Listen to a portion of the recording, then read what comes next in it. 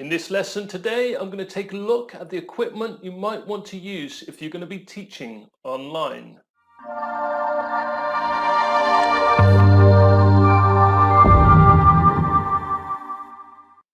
I'm going to take you now to a post I did on this, on the best equipment, and you'll see me in the bottom of the picture. Let's do it. So the first piece of equipment that I think is really important is a high quality camera. Now you don't really want to pay more than $100 or £100, €100. I think that's enough, but you still want something which is really great quality. And the Logitech C90 is a fantastic camera. And if you get the latest version, actually, it comes with a privacy shutter. I'll include a link to this camera just below this video. One thing that you want to be very careful of is that it's full HD, so it's 1080. All laptops these days are moving to a 1920 times 1080 screen. That means it's full HD. And the camera attaches really easily onto the back of your laptop, onto the top of your laptop. You don't need any extra equipment of any type. So you just buy the HD webcam and you've got everything you need. You plug it into your USB port on your laptop or your desktop and you're ready to go. It is very, very simple to use. That's one of the beautiful things about this camera. So the camera I suggest is the Logitech C920. I'm going to jump to number 3 and then I'll go back to number 2. So at the moment I am using these RØDE mics. Let me show you. Okay, I'm going to show you the recording equipment. Yes, this is the RØDE microphones. This is the microphone. This is the receiver. This receiver it's got a cable and it's plugged into the laptop in the microphone socket. And then this one communicates with this one. And all you do is switch them on and they automatically connect. It also comes with this muffler so that you can put it over so that if there's wind or something like that, it helps to protect the audio quality. It does take a little bit of fiddling around with. In fact, I'm not going to do it now. One thing you want to be careful of with this is that you've got a button or on the main receiver. You've got a button and it's called the dB value. It's on the side. It's on the side there. So if you do it on low, the volume sounds like this. The audio sounds like this. If you press it on medium, the volume sounds like this. The audio sounds like this. And if you put it on high, the volume sounds like this. You can go anywhere in the room and the volume will still be good. I can go over there. I can't stand up because I'm actually wearing shorts on this video. It's okay. So the volume, there we go. Wearing shorts because it's actually summer outside. The volume should still be good. Even if I'm over here speaking, where am I? You should still be able to hear me the same, even though I'm a long way from the computer and the receiver. This microphone should make it nice and clear. It should be nice and clear. So I'm going to put that back on me there. In fact, I'll put it just out of shot so that you can't see it on camera. That's the recording equipment. It's fantastic. Number 2, but if you want something different, a lavalier microphone can also be very, very good quality. Here we go. Here's my lavalier microphone. I've got it. So again, it's got a nice clip on it. You can just clip it to your shirt or something like that. You could put it under your shirt and then just plug the cable in, plug it into the side of your computer. And that is also a very, very good quality microphone. Very, very inexpensive, very, very simple to use. I don't think it's as good from my experience as this RØDE microphone, but the lavalier mic is a very, very cost-effective solution too. So you might want to buy the lavalier microphone. It's only about £40, about $50, €50 approximately. Very, very cost effective. So if you want to keep costs low, then this lavalier mic is the answer. If you have a little bit more money, I really would go for the RØDE Wireless Go. That is the best thing in my view on the market, but it does come in at about £150, about just under $200, just under €200. But that's high-end, fantastic quality. I will include a link to this RØDE Wireless Go underneath this video. Now Skype is a great platform if you need to teach online, especially if you're going to do one-to-one teaching. Very, very easy to use, very, very inexpensive. You might alternatively want to use Zoom, Z-O-O-M.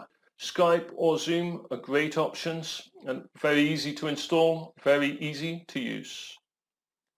Now for lighting, you might want to use background lighting. I'm still trying to work out how to get the best lighting. I've got a few things going on here. I've got different tools. I've got this kind of camera. So this is easy to buy on somewhere like Amazon, and it's easy to put it up, the brightness up. I don't know if you can change the brightness up and down. It can be quite effective. I don't know. Let me put it on a high and let me do a little test here.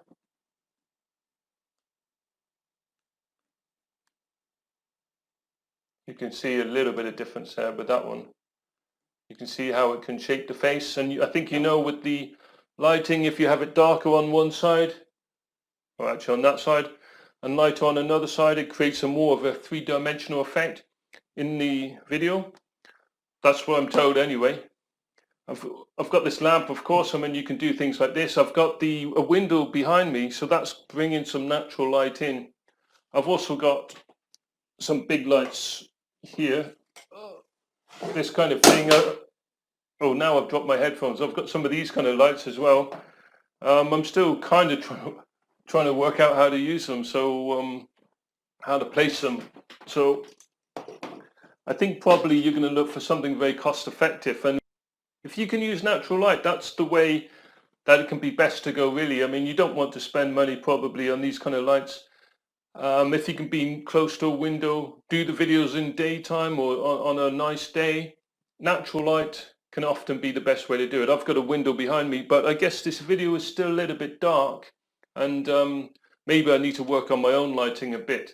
So as you saw, I've got this, and if it's really dark, then that really will make an effect. Let me say, by the way, the reason why lighting is so important is because if your students can't see you, you're just like a halo, you're dark on picture. Students can't really see your eyes, can't see your face. It's not good, because the participants in your workshops and your students will find it hard to focus on the lesson. So you really want to be well lit and with a good high quality camera. So lighting is very important. Now this is very portable, this Neewer unit that I showed you. It's very, very cheap. They only cost about £25, which is about €30 or $30. So that can be effective.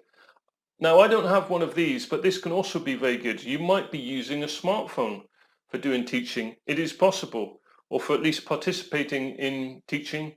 And this is a very good piece of equipment. It attaches around your iPhone. So it's called ring lighting, and this can be very effective, and this is about £25.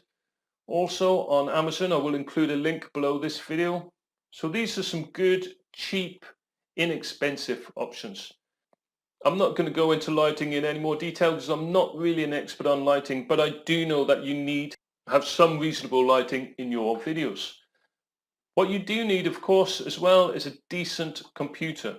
If you're going to buy a laptop anytime soon, think ahead of the game. You want to make sure it's a 1920 x 1080 screen resolution or better.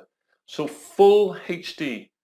So it's got to be 1080 full HD. This is because most computers are changing to this standard now, and you don't want to get left behind if you're still buying a 720 computer, because the videos that you make are not going to look good on the newer laptops. So make sure you go for 1080 in terms of the webcam and the laptop that you are buying. Other equipment that you can use, a green screen can be very, very useful, because that means if you're on something like Zoom, you can use their virtual backgrounds. So you can change the background, but you have to have a green screen behind you so that it can neutralize your own background and replace it on the computer. Suffice to say that a green screen, if you're really looking to push the boundaries and you want to be seen in different environments or appear to be in different environments, this is what you can use. So that's just some of the equipment that you can use. There are other HD webcams, there's other software, there are other tools that you can use, different headphones and different sound equipment, but that's some of the most basic equipment, and that should be good enough for you to be able to teach online. I hope you found that useful. Please leave your comments below if you're on YouTube. probably on this side, and actually that's where the subscribe button is, so please subscribe to this channel if you enjoyed this video. I will see you in the next video. Thank you very much.